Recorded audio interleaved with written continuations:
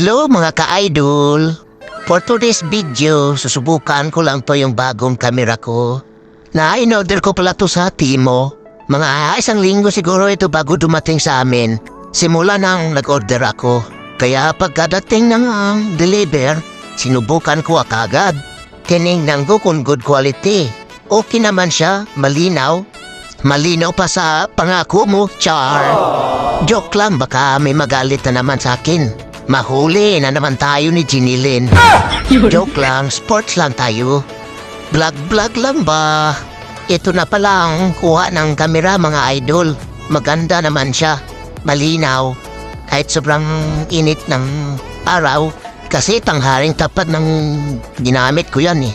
Pupunta kasi ako sa kabilang bahay, sa bahay ng anak ng amo ko. Kaya pagkakataon ko nang masubukan yung bagong kamera ko. Makita ko man lang yung mga sa daan. Palinaw naman siya at kita din yung sa kabilang side ng daan.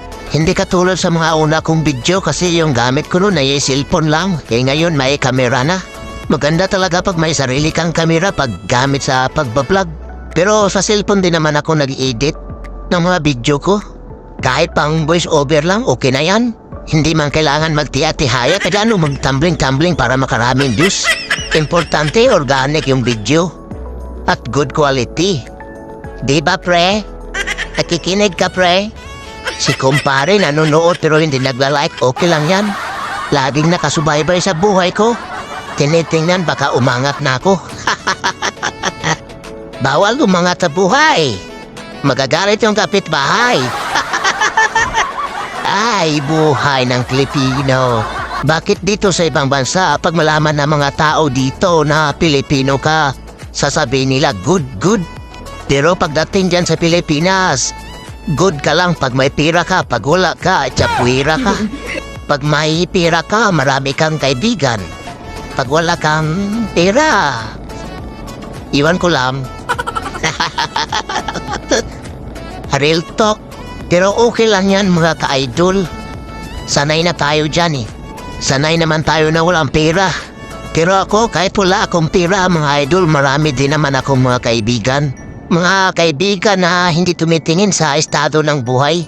Sila yung mga totoo kong kaibigan. Kahit na walang-wala ka, andun pa rin sila sa malayo. Kasi may mga pamilya na. Pero kahit pamilyado na sila pa rin ang mga tinuturing kong kaibigan. Kasi never kami nagsisiraan at never din kami nag-aaway. Yan ang tunay na magkakaibigan, nagkakaintindihan. Gusto mo isa-isahin ko pang pangalan ng mga kaibigan ko? Shout out na lang dyan sa aking mga kaibigan. Hindi na kailangan i-mention yung mga pangalan nyo kasi alam nyo na yan kung sino kayo. Alright? Alright. Sana sa pagbakasyon ko sa susunod, makapag-reunion naman tayo sa mga kaibigan natin dyan. Namiss ko lang kasi yung mga ating mga samahan. Malapit na pala ako sa aking pupuntahan, mga idol. Mga 10 liko pa. Pero dito na yon eh.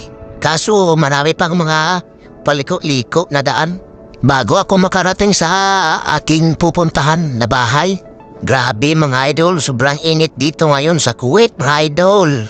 Kaya laging magbaon ng tubig dito sa Kuwait mga idol. Mga Pilipino dito sa Kuwait, ugaliing magbaon palagi ng tubig. Kasi sobrang init ng panahon na yon. Bawal magkasakit, malayo pa sa pamilya mga idol.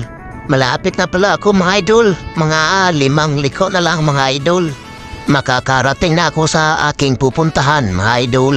Meron lang kasi akong ikakabit doon mga idol. Mga frame yata sa loob ng bahay. Saglit lang naman yan doon mga idol. Mga design lang yun sa sa wall. Ang ikakabit ko doon. Pagkatapos niyan, uwi din naman ako. Kung gusto ko pag gumala, pwede din naman. Kaso sobrang init dito mga idol eh. Mas mabuti pa sa bahay ka na lang mga idol. Itulog mo na lang yan kasi pag sa labas ka sobrang sakit ng init. Minsan nagyuyumid pa. Mabilis mabasa yung damit mo sa pawis. Tingnan nyo mga idol. Wala kang makikita mga tao na palakad-lakad sa daan mga idol. Kasi sobra talagang init. Sobrang sakit sa balat mga idol. Sakit pa sa break up nyo. Yung akala mo kayo na. Akala mo lang yun.